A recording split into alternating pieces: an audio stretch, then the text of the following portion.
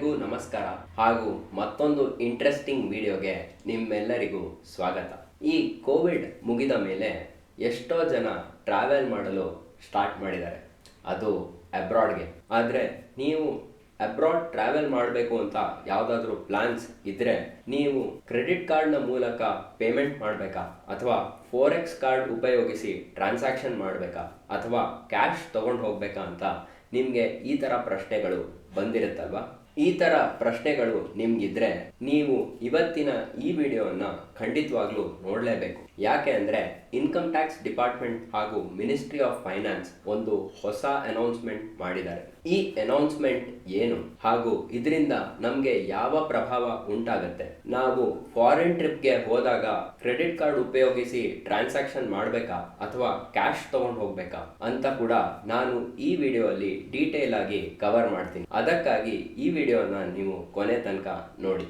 ಫೆಮಾನ current account transactions rule 7 2000 rule ಪ್ರಕಾರ ನಾವು international credit card transactions ಮಾಡಿದ್ರೆ ಅದು LRS ನ $2,50,000 ಪ್ರತಿ ವರ್ಷದ ಕ್ಯಾಟಗರಿಯಲ್ಲಿ ಎಕ್ಸಮ್ಟ್ ಆಗಿತ್ತು, ಅಂದ್ರೆ ಕನ್ಸಿಡರ್ ಆಗ್ತಾ ಇರಲಿಲ್ಲ. ಇದರಿಂದಾಗಿ ನಾವು ಇಂಟರ್ನ್ಯಾಷನಲ್ ಟ್ರಿಪ್ಗೆ ಹೋಗಿ ಕ್ರೆಡಿಟ್ ಕಾರ್ಡ್ನ ಮೂಲಕ ಯಾವುದೇ ಆದ ಟ್ರಾನ್ಸಾಕ್ಷನ್ಸ್ ಮಾಡ್ತಿದ್ರೆ ನಮಗೆ ಯಾವುದೇ TCS ಅಂದ್ರೆ ಟ್ಯಾಕ್ಸ್ ಕಲೆಕ್ಷನ್ ಆಟ್ ಸೋರ್ಸ್ ಕಟ್ಟಬೇಕಾಗ್ತಿರ್ಲಿಲ್ಲ. ಆದರೆ ಈಗ ಲೇಟೆಸ್ಟ್ ಫೆಮಾ 19 ಮೇ 2023 ಅವರ ಆಕ್ಟ್ ಅಲ್ಲಿ ಹಲವಾರು ಬದಲಾವಣೆಗಳು ಮಾಡಿದ್ದಾರೆ.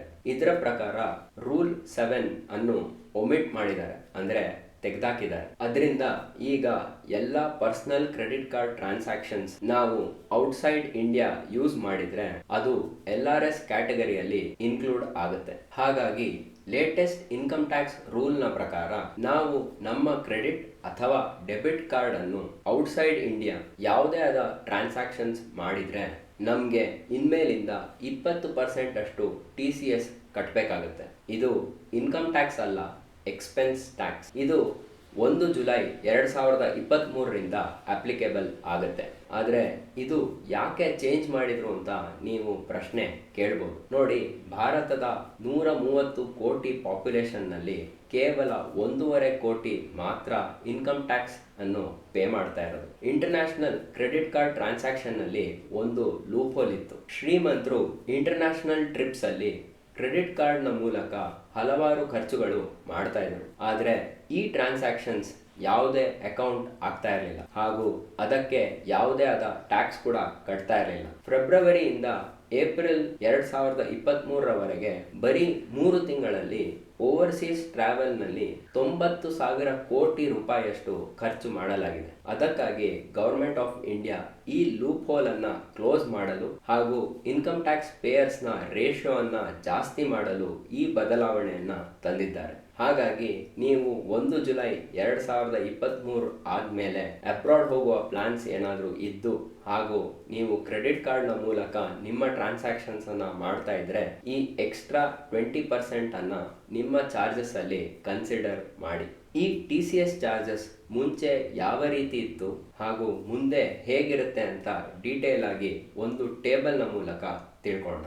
ಮುಂದೆ ಹೋಗುವ ಮುಂಚೆ ಈ ವಿಡಿಯೋನ ಲೈಕ್ ಮತ್ತು ಶೇರ್ ಮಾಡೋದು ಮರಿಬೇಡಿ. ಯಾಕೆ ಅಂದ್ರೆ ನಿಮ್ಮ ಈ ಅಮೂಲ್ಯದ ಲೈಕ್ ಮತ್ತು ಶೇರ್ ನ ಮೂಲಕ ಈ ಇನ್ಫಾರ್ಮೇಶನ್ ಎಷ್ಟೋ ಜನಕ್ಕೆ ತಲುಪಿಸಲು ಸಹಾಯ ಆಗುತ್ತೆ. ಈಗ TCS ಚಾರ್ಜಸ್ ನ ಓವರ್ ಆಲ್ ಸಮ್ಮರಿ ತಿಳ್ಕೊಳ್ಳೋಣ. ಈಗ ಮೊದಲಿನ ಕ್ಯಾಟಗರಿ ನಾವು purchase on overseas tour and travel packages ನೋಡಿದ್ರೆ ಮುಂಚೆ 5% ಅಷ್ಟು ಟ್ಯಾಕ್ಸ್ ಅಪ್ಲಿಕೇಬಲ್ ಇತ್ತು ಹಾಗೂ ಈಗ ರಿವೈಸ್ ಕಂಡೀಷನ್ ಅಲ್ಲಿ ಅಂದ್ರೆ ಜುಲೈ 1 20% TCS ಅಪ್ಲಿಕೇಬಲ್ ಆಗುತ್ತೆ. ಮುಂದಿನ ಕ್ಯಾಟಗರಿಯಲ್ಲಿ ಇನ್ವೆಸ್ಟ್ಮೆಂಟ್ ಬಾಂಡ್ ಅಲ್ಲಿ, ಸ್ಟಾಕ್ಸ್ ಅಲ್ಲಿ ಅಥವಾ ರಿಯಲ್ ಎಸ್ಟೇಟ್ ಅಲ್ಲಿ, ಗಿಫ್ಟ್ಸ್ ಅಲ್ಲಿ ಈ ರೀತಿಯಲ್ಲಿ ನೀವು ಯಾವುದಾದ್ರೂ ಪರ್ಚೇಸ್ INR ಬಿಟ್ಟು ಡಾಲರ್ ನ ಮೂಲಕ ಅಥವಾ ಯಾವುದೇ ಫಾರಿನ್ ಎಕ್ಸ್ಚೇಂಜ್ ಕರೆನ್ಸಿಯಲ್ಲಿ ಕ್ರೆಡಿಟ್ ಕಾರ್ಡ್ ಮೂಲಕ ಪೇಮೆಂಟ್ ಮಾಡಿದ್ರೆ ಮುಂಚೆ 5% ಅಷ್ಟು ಟ್ಯಾಕ್ಸ್ ಅಪ್ಲಿಕೇಬಲ್ ಇತ್ತು ಹಾಗೂ ಇದು ಕ್ಯಾಪ್ 7 ಲಕ್ಷದಷ್ಟು ಇತ್ತು. ಮುಂದೆ TCS 20% ಅಷ್ಟು ಅಪ್ಲಿಕಬಿಲಿಟಿ ಆಗುತ್ತೆ. ಹಾಗೂ ಮೂರನೇ ಕ್ಯಾಟಗರಿ ನೋಡಿದ್ರೆ ಇದು ಮೆಡಿಕಲ್ ಟ್ರೀಟ್ಮೆಂಟ್ ಹಾಗೂ ಎಜುಕೇಶನ್ ಲೋನ್ಸ್, ಅಂದ್ರೆ ಇದು ನಿಮ್ಮ ಓನ್ ಫಂಡ್ ನ ಮೂಲಕ ಫಾರಿನ್ ಟ್ರಾನ್ಸಾಕ್ಷನ್ಸ್ ಮಾಡ್ತಿದ್ರೆ ಇಲ್ಲಿ ಮುಂಚೆ 5% ಅಷ್ಟು ಹಾಗೂ ಕ್ಯಾಪ್ 7 ಲಕ್ಷದವರೆಗೆ ನಿಮ್ಗೆ ಟ್ಯಾಕ್ಸಸ್ ಅಪ್ಲಿಕಬಲ್ ಆಗಿತ್ತು. ಆದ್ರೆ ರಿವೈಸ್ ಕಂಡೀಷನ್ ಅಲ್ಲೂ ಸೇಮ್ ಆಗಿರುತ್ತೆ, ಏನು ಚೇಂಜಸ್ ಅಥವಾ ವ್ಯತ್ಯಾಸ ಇಲ್ಲ. ಹಾಗೂ ನಾಲ್ಕನೇ ಕ್ಯಾಟಗರಿಯಲ್ಲಿ ನೀವು ಯಾವುದೇ ಆದ ಎಜುಕೇಶನ್ ಲೋನ್ ಅನ್ನ ಫೈನಾನ್ಷಿಯಲ್ ಇನ್ಸ್ಟಿಟ್ಯೂಷನ್ಗೆ ಮಾಡ್ತಿದ್ರೆ ಮುಂಚೆ 0.5% ಅಷ್ಟು ಇತ್ತು, ಇದರ ಕ್ಯಾಪಿಂಗ್ 7 ಲಕ್ಷ ರೂಪಾಯಿ ಅಷ್ಟು. ಹಾಗೂ ಈಗ ಕೂಡ ರಿವೈಸ್ ಕಂಡೀಷನ್ ಅಲ್ಲಿ ಸೇಮ್ ಇರುತ್ತೆ, ಏನು ವ್ಯತ್ಯಾಸ ಇರಲ್ಲ. ಈಗ ಈ ವಿಷಯನ ಕೇಳಿ ನಿಮ್ಮ ಮನಸ್ಸಲ್ಲಿ ಹಲವಾರು ಪ್ರಶ್ನೆಗಳು ಬರುತ್ತೆ. ಅದಕ್ಕಾಗಿ ಇದನ್ನ ಕವರ್ ಮಾಡಲು ನಾನು FAQs ನ ಮೂಲಕ ಕಾಮನ್ ಕ್ವಶನ್ಸ್ ಅನ್ನ ಆನ್ಸರ್ ಮಾಡ್ತೀನಿ. ಮೊದಲ ಪ್ರಶ್ನೆ, ನಾನು ಅಬ್ರಾಡ್ ಹೋಗಲು flight ticket, taxi booking, hotel booking etcetera ಅನ್ನ GoIbibo, ಮೇಕ್ ಮೈ ಟ್ರಿಪ್ ಅಥವಾ ಯಾವುದೇ ಆನ್ಲೈನ್ ಬುಕಿಂಗ್ ಪ್ಲಾಟ್ಫಾರ್ಮ್ ನಲ್ಲಿ ಕ್ರೆಡಿಟ್ ಕಾರ್ಡ್ ನ ಮೂಲಕ ಪೇಮೆಂಟ್ ಮಾಡಿದ್ರೆ ಆಗ TCS ಅಪ್ಲಿಕೇಬಲ್ ಆಗುತ್ತಾ? ಇದಕ್ಕೆ ಉತ್ತರ ಹೀಗಿದೆ. ನಾವು ಯಾವುದೇ ಆದ ಬುಕಿಂಗ್ ಅನ್ನ INR ಮೂಲಕ ಆನ್ಲೈನ್ ವೆಬ್ಸೈಟ್ ನಲ್ಲಿ ಕ್ರೆಡಿಟ್ ಕಾರ್ಡ್ ಉಪಯೋಗಿಸಿ ಟ್ರಾನ್ಸಾಕ್ಷನ್ ಅಥವಾ ಪೇಮೆಂಟ್ ಮಾಡಿದ್ರೆ ಅಲ್ಲಿ ಯಾವುದೇ ಆದ TCS ಅಪ್ಲಿಕೇಬಲ್ ಆಗಲ್ಲ. ಆದ್ರೆ ನಾವು ಡಾಲರ್ಸ್ ಅಥವಾ ಯಾವುದೇ ಆದ ಫಾರಿನ್ ಕರೆನ್ಸಿಯ ಮೂಲಕ ಆನ್ಲೈನ್ ವೆಬ್ಸೈಟ್ ನಲ್ಲಿ ನಮ್ಮ ಬುಕಿಂಗ್ ಅನ್ನ ಕ್ರೆಡಿಟ್ ಕಾರ್ಡ್ ಉಪಯೋಗಿಸಿ ಟ್ರಾನ್ಸಾಕ್ಷನ್ ಅಥವಾ ಪೇಮೆಂಟ್ ಮಾಡಿದ್ರೆ ಆಗ TCS ಅಪ್ಲಿಕೇಬಲ್ ಆಗುತ್ತೆ. ಎರಡನೆಯ ಪ್ರಶ್ನೆ, forex card, corporate credit card ನ ಮೂಲಕ ನಾವು ಇಂಟರ್ನ್ಯಾಷನಲ್ ಟ್ರಾನ್ಸಾಕ್ಷನ್ಸ್ ಮಾಡಿದ್ರೆ ಆಗ TCS ಅಪ್ಲಿಕೇಬಲ್ ಆಗುತ್ತಾ? ಹೌದು, ಫೋರೆಕ್ಸ್ ಕಾರ್ಡ್ ಅಥವಾ ಕಾರ್ಪೊರೇಟ್ ಕ್ರೆಡಿಟ್ ಕಾರ್ಡ್ ಅಥವಾ ಯಾವುದೇ ಆದ ಕ್ರೆಡಿಟ್ ಕಾರ್ಡ್ ನ ಮೂಲಕ ನೀವು ಔಟ್ಸೈಡ್ ಇಂಡಿಯಾ ಇಂಟರ್ನ್ಯಾಷನಲ್ ಟ್ರಾನ್ಸಾಕ್ಷನ್ಸ್ ಅನ್ನ ಮಾಡಿದ್ರೆ ಆಗ TCS ಅಪ್ಲಿಕೇಬಲ್ ಆಗುತ್ತೆ. ನಾನು ಇಂಡಿಯಾಲೇ ಇದ್ದು ಇಂಟರ್ನ್ಯಾಷನಲ್ ಟ್ರಾನ್ಸಾಕ್ಷನ್ ಕ್ರೆಡಿಟ್ ಕಾರ್ಡ್ ನ ಮೂಲಕ ಮಾಡಿದ್ರೆ ಆಗ ನನಗೆ TCS ಅಪ್ಲಿಕೇಬಲ್ ಆಗುತ್ತಾ? ನೀವು ಯಾವುದೇ ಆದ ಇಂಟರ್ನ್ಯಾಷನಲ್ ಟ್ರಾನ್ಸಾಕ್ಷನ್ ಅನ್ನ ಕ್ರೆಡಿಟ್ ಕಾರ್ಡ್ ಮೂಲಕ ಪೇಮೆಂಟ್ ಅಥವಾ ಟ್ರಾನ್ಸಾಕ್ಷನ್ ಮಾಡಿದ್ರೆ, ಅಂದ್ರೆ ಶಾಪಿಂಗ್ ಆಗಲಿ ಅಥವಾ ಆನ್ಲೈನ್ ಪೇಮೆಂಟ್ಸ್ ಅಥವಾ ಸ್ಟಾಕ್ ಪರ್ಚೇಸ್ ಅಥವಾ mutual fund purchase etcetera, medical ಹಾಗೂ ಎಜುಕೇಶನ್ ಲೋನ್ಸ್ ಬಿಟ್ಟು ಇದಕ್ಕೆ ಆಲ್ರೆಡಿ 5% ಅಷ್ಟು ಟ್ಯಾಕ್ಸ್ ಅಪ್ಲಿಕೇಬಲ್ ಇತ್ತು. ಆದ್ರೆ 1 ಜುಲೈ 2023 ನಂತರ ನಾವು 20% ಅಷ್ಟು TCS ಕಟ್ಟಬೇಕಾಗತ್ತೆ. ಯಾಕೆ ಅಂದ್ರೆ ಎಲ್ಲ international credit card transactions LRS under ಅಲ್ಲಿ ಕವರ್ ಆಗುತ್ತೆ. ಹಾಗಾಗಿ TCS ಕೂಡ ಇಲ್ಲಿ ಅಪ್ಲಿಕೇಬಲ್ ಆಗುತ್ತೆ. ನಾವು ಬಿಸ್ನೆಸ್ ಟ್ರಾನ್ಸಾಕ್ಷನ್ಸ್ ಮಾಡಿದ್ರೆ ಅದಕ್ಕೆ TCS ಕಟ್ಟಬೇಕಾ? ಇಲ್ಲ, ನೀವು ಬಿಸ್ನೆಸ್ ಟ್ರಾನ್ಸಾಕ್ಷನ್ಸ್ ಮಾಡಿದ್ರೆ TCS ಇಲ್ಲಿ ಕವರ್ ಆಗಲ್ಲ. ಐದನೆಯ ಪ್ರಶ್ನೆ, ಈ TCS ಚಾರ್ಜಸ್ ಅನ್ನ ನಾವು ಹೇಗೆ ಅವಾಯ್ಡ್ ಮಾಡಬಹುದು? ಈ TCS ಚಾರ್ಜಸ್ ಅನ್ನ ಅವಾಯ್ಡ್ ಮಾಡಲು 2 ದಾರಿಗಳಿದೆ. ಮೊದಲು, ನೀವು ಯಾವುದೇ ಆದ ಫಾರಿನ್ ಟ್ರಿಪ್ಗೆ ಹೋಗ್ತಾ ಇದ್ರೆ ಕ್ಯಾಶ್ ನ ಮೂಲಕ ನಿಮ್ಮ ಹಣವನ್ನ ಕನ್ವರ್ಟ್ ಮಾಡಿ ನಂತರ ಅದನ್ನ ನಿಮ್ಮ ಟ್ರಿಪ್ ಅಲ್ಲಿ ಉಪಯೋಗಿಸಬೇಕಾಗುತ್ತೆ. ಆದ್ರೆ ಇದರಿಂದ ನಿಮ್ಗೆ ಎಷ್ಟು ಹಣವನ್ನ ಕನ್ವರ್ಟ್ ಮಾಡಬೇಕು ಅಂತ ಕರೆಕ್ಟ್ ಆಗಿ ಎಸ್ಟಿಮೇಷನ್ ಸಿಗಲ್ಲ. ಆದ್ರೆ ಜಾಸ್ತಿ ಹಣ ನೀವೇನಾದ್ರು ಕನ್ವರ್ಟ್ ಮಾಡಿದ್ರೆ ನೀವು ಟ್ರಿಪ್ ಮುಗಿಸಿ ವಾಪಸ್ ಬಂದ ನಂತರ ಅದನ್ನು ನಿಮ್ಮ ಫ್ರೆಂಡ್ಸ್ಗೆ ಅವರ ಟ್ರಿಪ್ ಅನ್ನು ಮಾಡಲು ಕೊಡಬಹುದು. ಎರಡನೆಯ ದಾರಿ UPI ಮೂಲಕ ಪೇಮೆಂಟ್.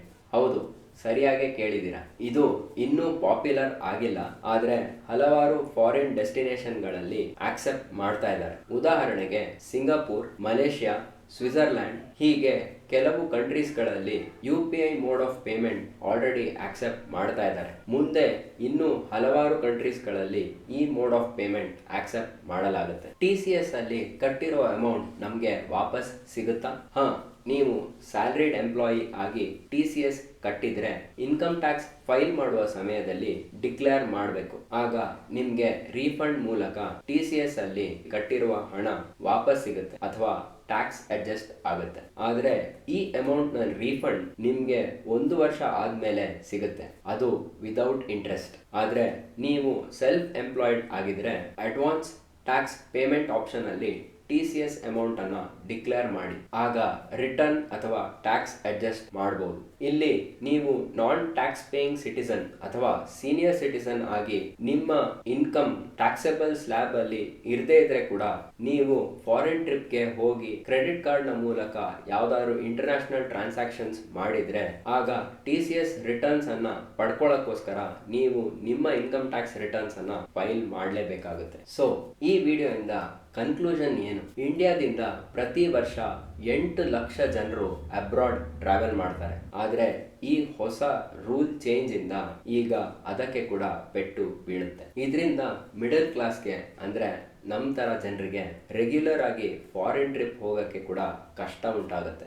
ಭಾರತದ ಗೌರ್ಮೆಂಟ್ ಒಂದು ಒಳ್ಳೆ ಉದ್ದೇಶದಿಂದಲೇ ಈ ಹೊಸ ರೂಲ್ ಅನ್ನ ತರ್ತಾ ಇದ್ದಾರೆ. ಅದನ್ನು ನಾನು ಅರ್ಥ ಮಾಡ್ಕೊಂಡಿದ್ದೀನಿ. ಆದ್ರೆ ಇದರಿಂದ ನಂಗೆ ಸ್ವಲ್ಪ ದುಃಖ ಆಗ್ತಿದೆ. ಯಾಕೆ ಅಂದ್ರೆ ಇನ್ಮೇಲಿಂದ ನಾವು ಯಾವುದೇ ಆದ ಫಾರಿನ್ ಟ್ರಿಪ್ಗೆ ಹೋದ್ರೆ ಈ ವಿಷಯದ ಬಗ್ಗೆ ಕೂಡ ನಾವು ಯೋಚನೆ ಮಾಡಬೇಕಾಗುತ್ತೆ. ನೀವು ಅನ್ಕೊಳ್ಳಿ, ಯುರೋಪ್ಗೆ ಒಂದು ಟ್ರಿಪ್ ಮಾಡ್ತೀರಾ ಹಾಗೂ ಅಲ್ಲಿ ಕ್ರೆಡಿಟ್ ಕಾರ್ಡ್ ನ ಮೂಲಕ ಇಂಟರ್ನ್ಯಾಷನಲ್ ಟ್ರಾನ್ಸಾಕ್ಷನ್ ಅನ್ನ 2 ಲಕ್ಷ ರೂಪಾಯಿಯಷ್ಟು ಮಾಡಿ ಬರ್ತೀರಾ. ಅದಕ್ಕೆ ನೀವು 40,000 ರೂಪಾಯಿಯಷ್ಟು TCS ಕಟ್ಟಬೇಕಾಗತ್ತೆ. ನಿಮ್ಗೆ TCS ಅಲ್ಲಿ ಕಟ್ಟಿರೋ ಅಮೌಂಟ್ ವಾಪಸ್ ಅಂತೂ ಸಿಗುತ್ತೆ ಅಥವಾ ಟ್ಯಾಕ್ಸ್ ಅಲ್ಲಿ ಅಡ್ಜಸ್ಟ್ ಅಂತೂ ಆಗುತ್ತೆ. ಆದ್ರೆ ಇದು ಇಮಿಡಿಯೇಟ್ ಆಗಿ ಆಗಲ್ಲ. 1 ವರ್ಷ ಕಾಲ ಆದ್ಮೇಲೆ ನಿಮ್ಗೆ ಇದರ ಅಮೌಂಟ್ ವಾಪಸ್ ಸಿಗುತ್ತೆ, ಅದು ವಿದೌಟ್ ಇಂಟ್ರೆಸ್ಟ್. ಆದ್ರೆ ಇದೇ ಅಮೌಂಟ್ ಅನ್ನ ನೀವು ಇನ್ವೆಸ್ಟ್ ಮಾಡ್ತಾ ಇದ್ರೆ ಅದು 1 ವರ್ಷದಲ್ಲಿ ಸ್ವಲ್ಪ ಗೇನ್ಸ್ ಅಂತೂ ಕೊಡ್ತಾ ಇತ್ತು. ಅದಕ್ಕಾಗಿ ನೀವು ಫಾರಿನ್ ಟ್ರಿಪ್ ಮಾಡಬೇಕಾದ್ರೆ ಕ್ರೆಡಿಟ್ ಕಾರ್ಡ್ ನ ಮೂಲಕ ಇಂಟರ್ನ್ಯಾಷನಲ್ ಟ್ರಾನ್ಸಾಕ್ಷನ್ ಮಾಡೋದು ಆದಷ್ಟು ಅವಾಯ್ಡ್ ಮಾಡಲು ಪ್ರಯತ್ನ ಮಾಡಿ. ಅದರಿಂದ ನಿಮ್ಮ TCS ಅಲ್ಲಿ ಅಮೌಂಟ್ ಡಿಡಕ್ಟ್ ಆಗೋದು ಉಳಿಸ್ಬೋದು. ಈ ವಿಡಿಯೋಯಿಂದ ನಿಮಗೆ ಕ್ಲಾರಿಟಿ ಸಿಕ್ಕಿದೆ ಅಂತ ನಾನು ಅನ್ಕೊಂಡಿದ್ದೀನಿ. ಆದರೆ ನಿಮಗೆ ಇನ್ನೂ ಯಾವುದಾದ್ರೂ ಡೌಟ್ಸ್ ಅಥವಾ ಪ್ರಶ್ನೆಗಳಿದ್ರೆ ನೀವು ಕಮೆಂಟ್ ಅಲ್ಲಿ ಮೆನ್ಷನ್ ಮಾಡಿ, ನಾನು ಅದರ ಬಗ್ಗೆ ಕ್ಲಾರಿಟಿ ಕೊಡ್ತೀನಿ. ಸೊ ಜಾಗೃತರಾಗಿರಿ, ಸುರಕ್ಷಿತವಾಗಿರಿ ಹಾಗೂ ಕರೆಕ್ಟ್ ಆಗಿ ನಿಮ್ಮ ಟ್ರಾವೆಲ್ ಅನ್ನ ಪ್ಲಾನ್ ಮಾಡಿ. ಮುಂದಿನ ವಿಡಿಯೋವರೆಗೂ ಧನ್ಯವಾದಗಳು.